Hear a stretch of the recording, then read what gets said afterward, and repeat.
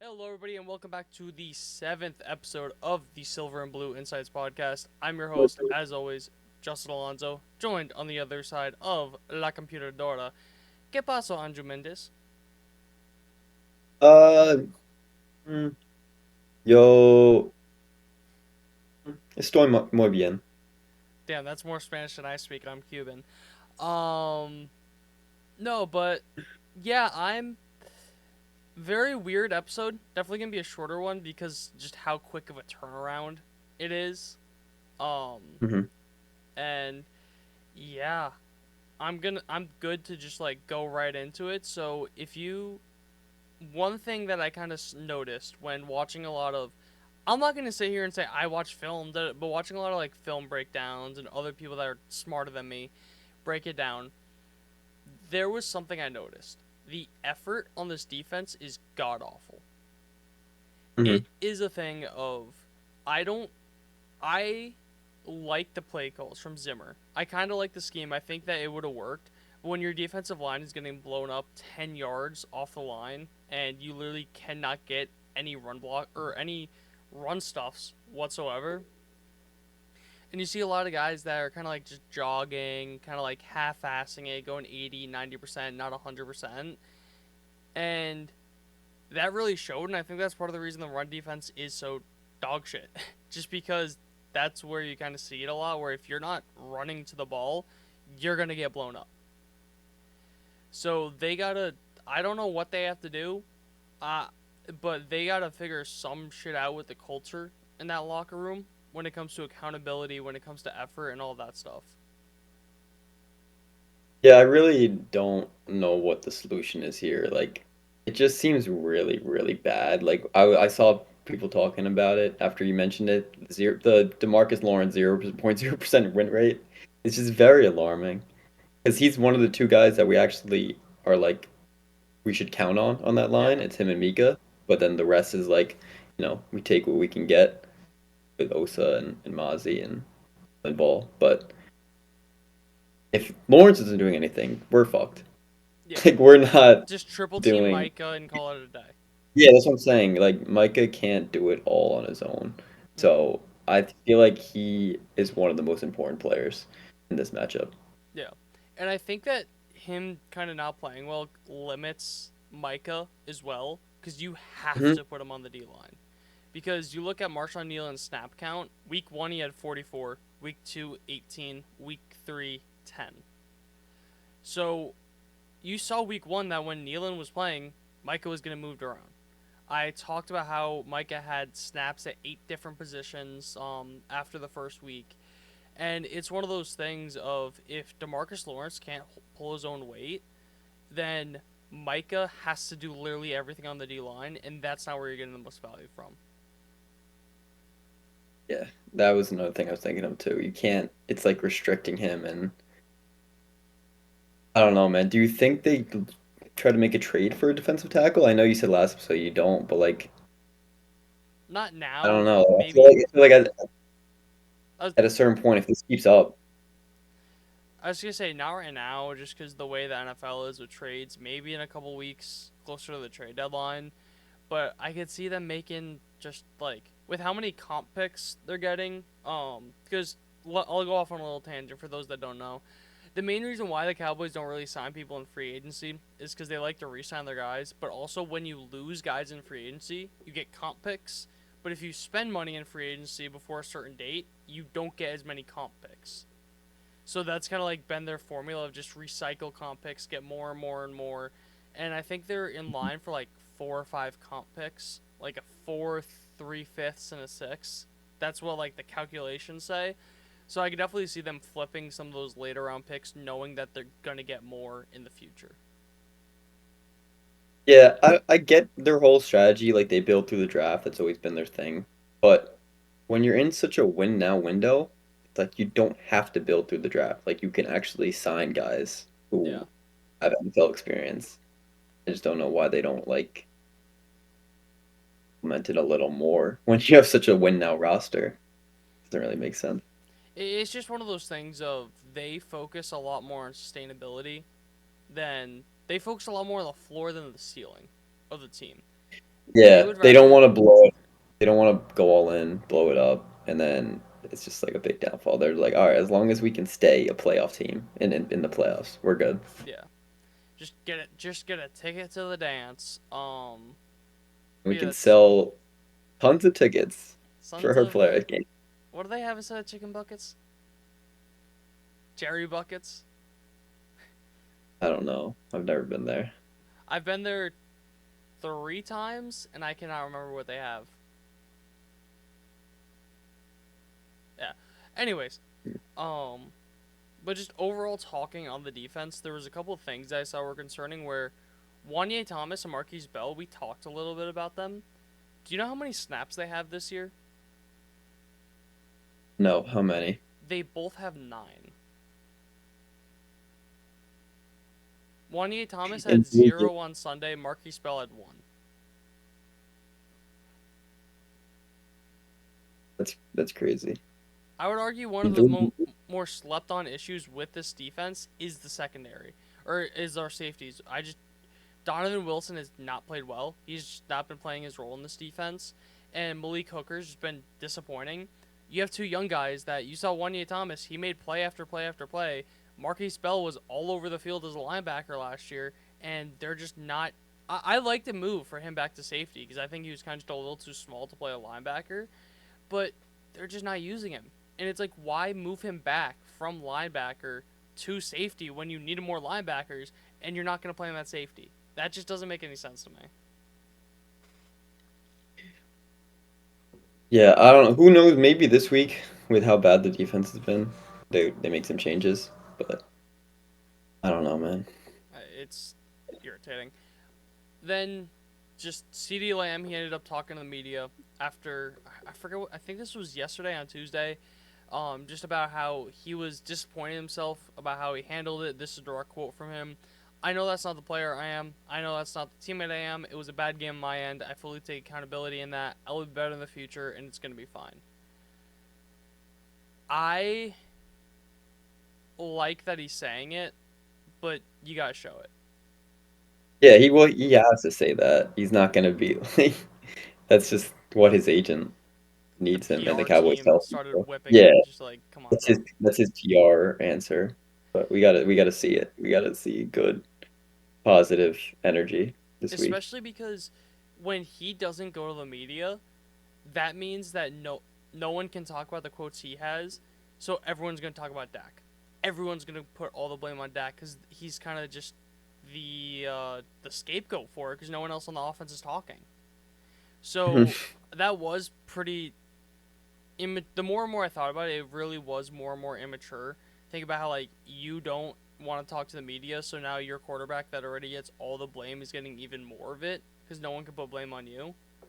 So he really needs to take that step of maturity. Will he do it? Who knows? But um, I don't know. then we don't have like an official injury report, but the only 2 kind of like causes for concern are Marquise Bell and Kalen Carson. They both are game time decisions, with Kalen Carson being closer than Bell. I think that that could be a lot sneakier of an issue than people realize if Kalen Carson can't play. Yeah, definitely. Just because you look at, Because then we're putting Goodwin in, which is I don't think they would put Goodwin in. I think they would put a couple of guys before Goodwin. But you look at, why is this being dumb? Really, it's only that little bit. Hmm. Didn't he also have? No, okay.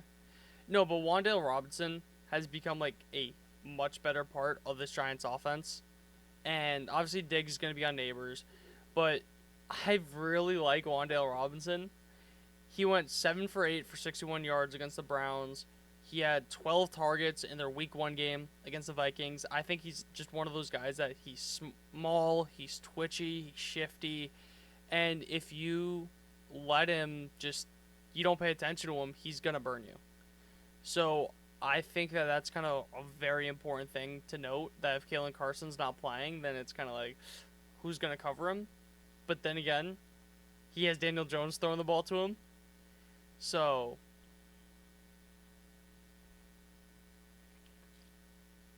Yeah, I'm really interested to see how Blake Neighbors fares against Diggs in this game.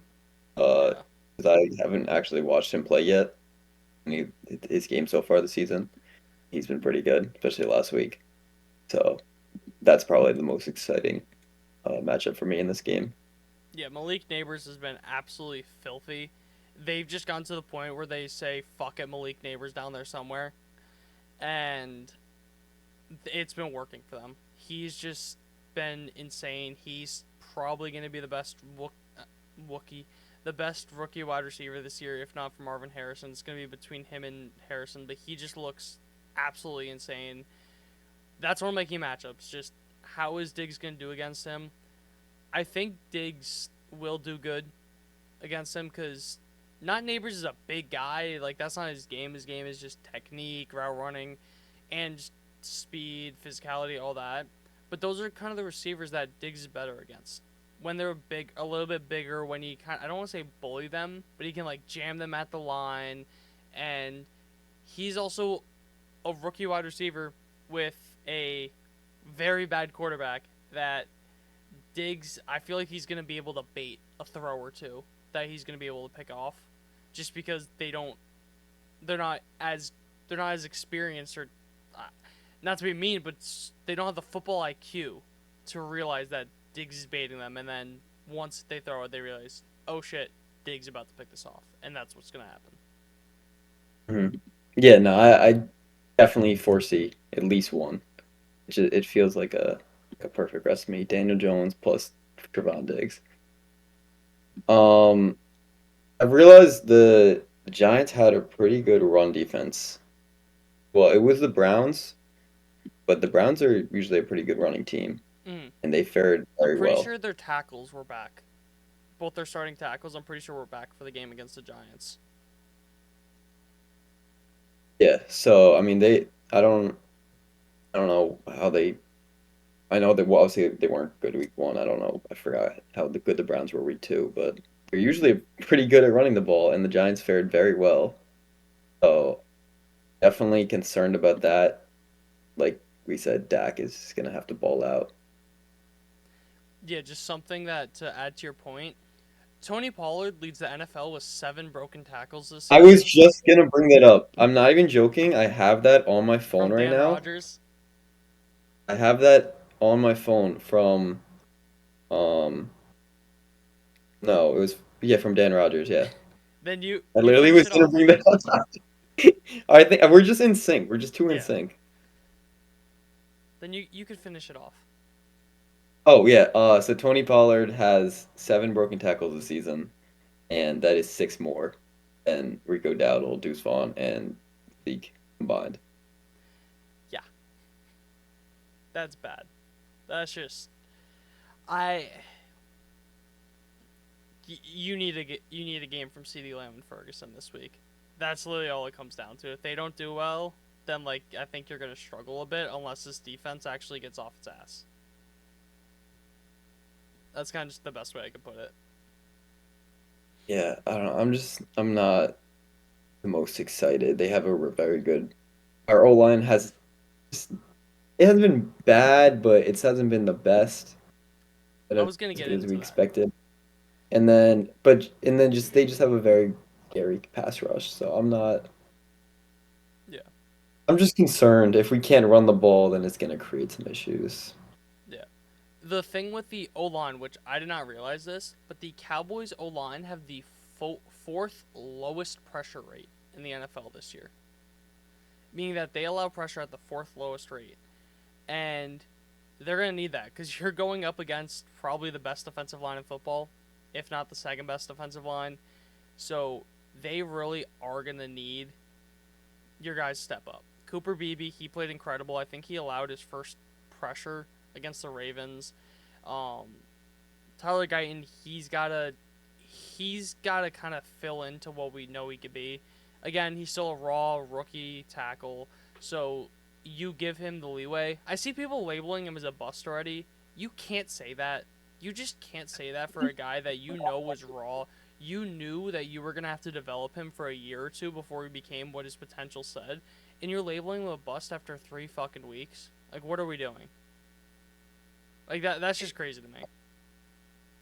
I mean, don't listen to people who call people bust after 3 games. That's just an overreaction. Like the you have to wait until at least minimum week like 8 or 9, and if they're still doing bad, then it's like okay. But But like even three then, that's weeks, like even then, you I'm just saying like, but like, yeah, 3 weeks is nothing. because like a guy like Guyton, you know he's gonna be a project guy. So I at least want to see him have 2 off seasons with the team. The off season he gets drafted, and then another off season, see how he comes in that camp, and that's at a minimum. It's just people just it's crazy to me. Because Mozzie Smith is another example that you knew defensive tackle is one of those positions that is so hard to develop. And people are already labeling Mozzie Smith a bust when he's dealt with a couple injuries, and you just got to give him time. And I can't believe I'm saying this because it was not high on him whatsoever. You can say the same thing about Luke Schoonmaker because he had some injuries. He wasn't that good, but in the work we've seen him so far this year, he's looked pretty solid. When he got targets, he caught them, ran upfield a lot better than I expected him to. So you got to give these type of guys time that you know that they're developmental guys. Let them develop before you call them a bust. If anything, you're mad that the you should be mad that the front office developed developmental guys instead of win now guys. You should be mad at the front office for that, not the players for being who they are. Yeah, exactly. Especially when the guy looks so promising in college and in the preseason. Like, to call a first round pick a bust after 3 games is, I don't And know. And he's faced some tough competition too. people Faced Miles Garrett. also got to realize if we didn't get Tyler Guyton, we don't get Cooper Beebe. Because if we don't do that trade back, then we would have drafted probably Graham Barton, and we never would have had that third round pick that we used to draft Cooper Beebe. And if everyone loves Cooper Beebe, you got to realize you don't get him with if you don't get Tyler Guyton. So Mhm. I don't know, I guess people are just upset that Tyron's not here anymore, and they're not. But it is what it is. just yeah, I don't really have more key matchups for this game. Again, it was a very quick turnaround, so not really much came up. Not many practice reports to talk about. Um, yeah, I don't know if I mentioned this. I know I told you. I don't know if I said this on podcast, but I'm going to this game. Very Mhm. excited to go to it. Um, yeah. When was the last time you went to a NFL game? Um, Christmas Eve against the Dolphins. Cowboys? Yep. So I saw Wait, that was that? it was Wait, Christmas what Eve. game was that again? It What was in game was that Miami. again? What'd you say? Oh, okay. Yeah. I remember that. The Hunter Lipke fumble. Yeah, I remember that. I went to Jets Chargers last year, and the Jets were like the first team to like. It was like some crazy stat where like they had more passing yards, more rushing yards, um, and like they had like 150 something more total yards than the Chargers, Mm, but they lost by like 20.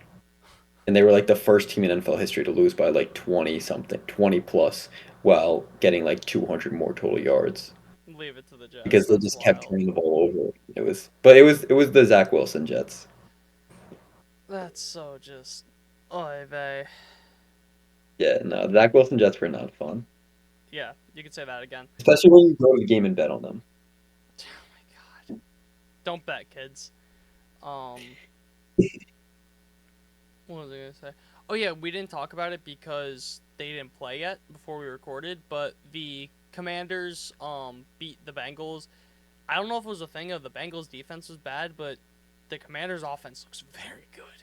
Yeah, I didn't watch a ton of the game, but I saw people talk about Jane Daniels a lot and In the looked pretty last good. 2 games, the Commanders have not turned the ball over or punted.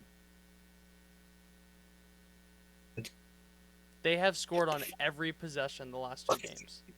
That's like the weirdest stat I've ever heard. Yeah. The Commanders? Yeah.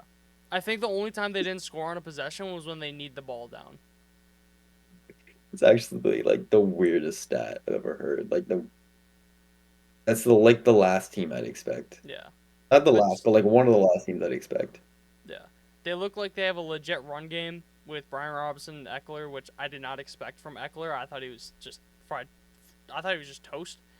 And then you also have Jaden Daniels, who looks very good.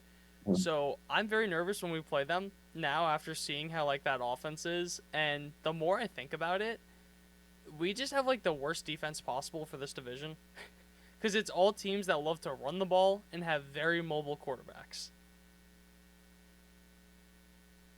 Yeah. No, it's not Just excited for when we play the the Eagles. NFC as a whole, because you have the 49ers, you have the Lions, and then obviously everyone in the East, and it's like they're all teams that just love to run the ball down your throat. Yeah, like I can't even imagine this team against the 49ers with CMC healthy. I'm seeing. Oh, I don't think we mentioned it, but CMC is going to Germany to see a specialist. What? Why is he going to Germany? The reason that I saw was that I don't know exactly what the medication was, but they're legally allowed to give you a higher dosage in Germany. Oh, That's what I saw. okay. I don't know if that's right or not. And apparently they just have like better surgeons there too. So I don't know how true that is, but that's kind of just what like I saw going around. Um, but so I Yeah, was I don't like know. I just thought that was hilarious when I saw that tweet. I was like, why is he going to Germany? to get Das Boot, but they need to. The NFL needs to do something about the 49ers just because this is quite clearly them lying about medicals, where you're not allowed to do that in the NFL. Where they knew for a month that CMC had Achilles tendonitis that was going to sideline him 2 to 3 months. They're like, no, no, no, no, he may play, he may play. Up until a couple hours before kickoff when he's just out. And then they're like, oh, he may play week 2. Puts on IR. And they just need to do something about that. And yeah, because that Yeah, literally, I you're don't know. not allowed to lie about injuries in the NFL for so many different reasons. Yeah, no, so something sketchy going on. Definitely need to have someone call them out. Do a Yeah. little investigation. It's like, what's his face? Oh my god, why can't I think of his name? It's like getting being put on IR for a wrist injury and not having a wrist injury. But that's a whole nother issue with Jerry Jones. Um, yeah, I don't really got much else to mention. Short week, not much, unless you got anything you need to talk about. Yeah, score predictions. Score predictions.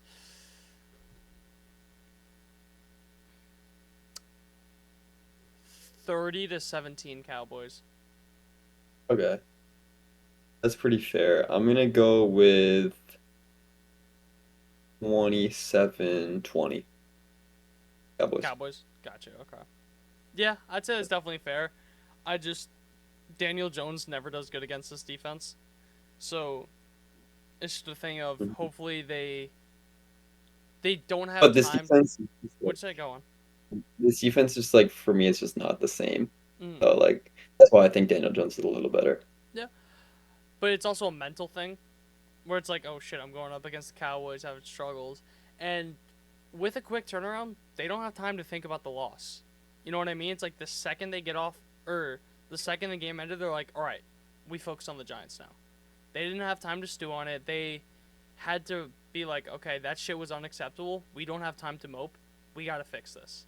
If they come out looking flat against the New York Giants, I think this team's cooked. I'll be honest. If they come out and they drop a stinker to the Giants, I think this team is cooked. Yeah, honestly, I'm ready. I'm looking at like so here's where I'm at. Like the game's starting, the panic button, it's like it's on the desk. I'm not looking at it. But like if the game starts, then like I'll start to look at it. If this game starts and we're down, I'll start to look at it. And then if we get like if they actually look like a much better football team than us, like the Saints did and the Ravens did in the first half, then I'm pressing it. I'm pressing the panic button because if the Giants look like a better team than us, then we're cooked. Mm. Let's go! I have my class got canceled. Um, updating the life of Like, Justin, but what class was it? business analytics What time was it at? 2. Tight. Yeah. My only class today, but we're hyped about that. Um, yeah. If they come out flat looking like they did against the Ravens and the Saints. Like, Yeah, I no, we're think you could panicking. get away with it a little more against the Giants, but also at the same time, like, don't don't make us deal with that shit, please. Just come out firing on all cylinders. You have Ferguson back. You have CD, who hopefully just got a swift kick in the ass. Um, and yeah, I'm really interested to see how they use the receivers. Kind of who's going to be the wide receiver 1 or wide receiver 2, who's going to be 3, and just kind of if even Hmm. if Ryan Flournoy is active or not. I don't think he's gonna be, but it would be because I don't think anything really bad happened in between this week and last week for them to make the change that they wouldn't have made it after week 2. So who knows? Could just be a matchup thing, but yeah, Hmm. you got Establish the run. Try to establish a run game. Because that's then, not gonna because then happen. they're thrown off. If we establish a run, watch out. Uh, I will say Rico Dowdle was graded as the Cowboys' highest pass blocker last week at 84. Um, I just dropped my stick of deodorant. Sorry about that. I was fiddling with it. Um, but yeah, that get my boy Hunter Lipke some more carries, some more targets. He's the best fullback in the NFL. I'm not gonna listen to anyone else saying anything because I'm not right on that. So I'm just gonna ignore everyone else what they say. But yeah, you got anything else? Feed Hunter Lipke. That's my final words of Feed this Hunter podcast. Feed Hunter Lipke. Lipke. Well, on that note, thank you guys for listening to the Hunter Lipke podcast. I'm at Silver and Blue Insights podcast. Listen to us on Spotify. Follow us. Make sure to download. Set it to auto download. Make sure to rate us. Follow us on Twitter, Instagram, all of our social medias. Subscribe to us on YouTube. And of course, like I always say, if you're smart, you're going to be listening on Spotify, but you're going to have the YouTube muted when you watch it, so you can double watch. Because, we're good guys. You like good guys. So, on that note, hopefully, God, hopefully, we win this game, or else it will be a very, very bad podcast on Friday. I can tell you that much. And on that note, thank you guys for watching. See you guys next time.